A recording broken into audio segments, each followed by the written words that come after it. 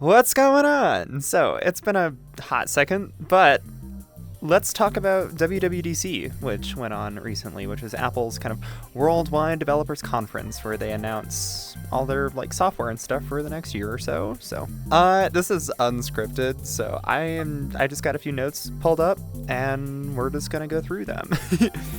Right off the bat, they changed the naming scheme for all the operating systems to be like the car model years, I think. So they're all they're the same now. So we have macOS 26, iOS 26, tvOS 26, watchOS 26, etc., etc., etc. Which I think is a good move, personally, because it makes all the version numbers kind of just go together, and it just so you don't have macOS. What would it have been? I'm not sure. But yeah, iOS 19, visionOS 3, and just it would be all over the place. So it's nice that they're all together now. Second most prevalent between all of them is the new Liquid Glass UI change. So they're updating their user interface to have more glass elements, and I think it looks great. I personally am a huge fan of glass in user interface design. Like Windows 7, Arrow was just peak. It was really good. And then it was followed up by the dumpster fire that was Windows 8. But, you win some, you lose some. So I'm personally a big fan of the new glass design. There's been a lot of accessibility concerns because contrast is a bit weird on certain surfaces. So if it's really light, like a light background, and you have text up in the macOS menu bar, for instance, it's really hard to see. But this is a beta 1. I'm sure it will get fixed as time goes on. And there's a reduced transparency setting in the accessibility option. So there's already a temporary fix that you can do to help the readability a lot more. So I am running the macOS Tahoe beta on my Mac. I'm not running the iOS beta because I still need my phone to be stable. So yeah. Speaking of the Mac, let's start off with macOS. So this year it's named after Tahoe in California. The previous one was Sequoia. Big things that are coming to macOS are the Liquid Glass UI, more customization options. So we're getting icon tinting that we've had on iOS for about a year now. That was introduced with iOS 18. And then we also have little emoticons that you can put on your folders now, and then Apple Intelligence enhancements, and my personal big favorite for macOS, Spotlight. Spotlight's kind of sucked for several years now, but it's blown Windows Search out of the water because Windows Search just sucks. It's awful. It's actually just terrible. So I'm really happy to see that Spotlight is getting a revamp and some much needed love. And it seems like a lot of things in this update are getting improved and or Sherlocked completely. So new Spotlight, I'm excited. You can search applications, documents, whatnot. The quick keys, I think is what they call them, for quick actions that you can do in the Spotlight bar without having to go to another application. That's really cool. But yeah, I think macOS is going to be good, really good this time around. I really hope they put it more time in the oven. Sequoia was a little bit of a mess when it came out. I waited personally a month before upgrading from Sonoma to Sequoia, and it was definitely worth it to wait just a little bit. But a little more stable on launch this time. Other than that, I'm really happy with what macOS is coming out to be. Next, let's go to iOS. iOS is getting the same Liquid Glass treatment as everything else, and it looks pretty good. Obviously, there's the accessibility concerns from before, and there's the improvements that need to be made to the UI to make it more readable, but other than that, works great. My personal favorite feature from what they announced for this update is call screening. I hate spam. I also just hate phone calls. I don't like picking up my phone, no matter who it is. I'm just text me please. I don't want to voice chat. But call screening is really good to get rid of spam. So it answers it for you, and then the whole Apple Intelligence nonsense and whatnot, and it tells you hey, it's this person and they're calling you, and then it will turn the ringer on. That's a really cool feature. I am really excited for that, and it's going to be interesting to see how it works.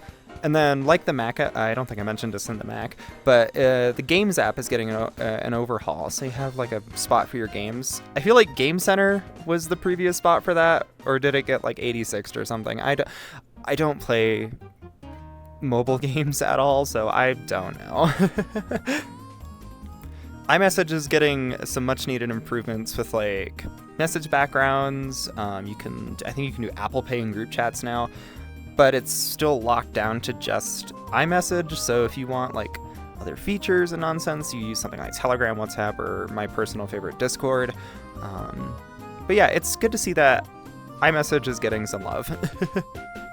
Of course, there's new stuff with like emoji generation and image playground, but I kind of don't like image gen and AI and that nonsense, so I haven't really used it at all, nor do I plan to in the future. But it's there in this update, but I'm not going to talk about it too much because I don't have any thoughts on it. A cool new feature that caught my attention with Apple Music is like auto mixing, where it will mix like 2 songs together. I haven't tried it personally because I'm not running the beta, but from what I've seen online, it looks really good. So I use both Apple Music and Spotify, but this might get me to just go straight to Apple Music, but we'll see. It looks like a cool feature, and I am liking it so far. I think that's all for iOS. Oh, there's the Photos app. They redid some stuff in the Photos app to make it suck less. iOS 18 Photos app is bad. Let's move on to the iPad. So I have an iPad Gen 6. It doesn't get software updates anymore. It's not even running iPadOS 18. So I won't get this update. But I will talk about like what kind of the general thing is going on. It's getting a lot of the same features that iOS is, of course, because they're essentially the same operating system. But it's getting more and more like the Mac every single day. We have proper like full-on window resizing now, because before you can open up multitasking apps, but they take up certain segments of the screen and you can't truly tile your windows together.